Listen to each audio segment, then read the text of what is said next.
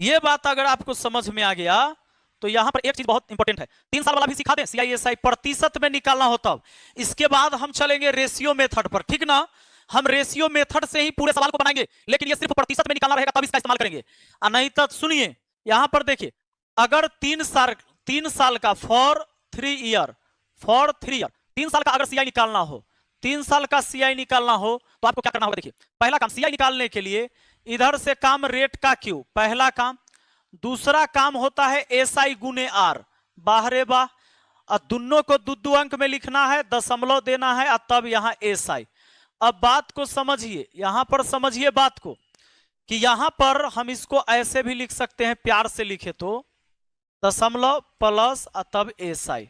अब देखिए इनको और इनको दोनों को दो दो अंक में लिखना है, इसमें जो काम आएगा और इसमें जो करके आएगा, दोनों को बाबू, दोनों को दो दो अंक में, दोनों को दो दो अंक में लिखना है, दोनों को दो दो अंक में लिखना है। यह बात समझ लीजिए, बस दोनों को दो दो अंक में लिखना है।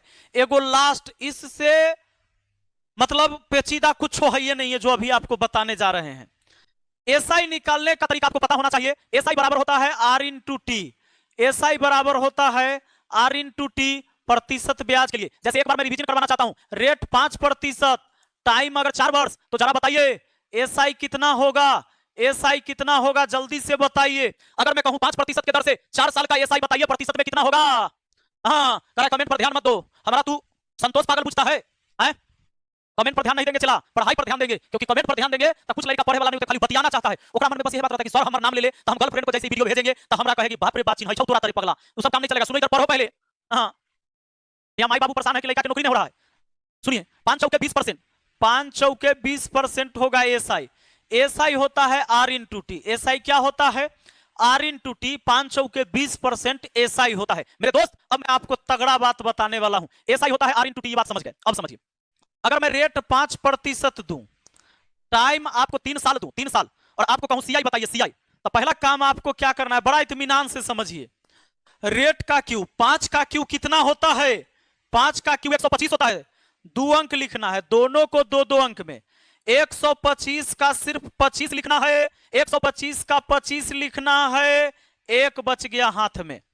अब करना है SI गुने R, तो SI होगा 5 तिय 15, 15 तो SI हुआ, R से फिर गुना तो 15 पचे 75, आ एक ही तो कितना हुआ 76, अरे 75 एक हुआ 76, 76 2 अंक का होता है तो 76 लिख दीजिए।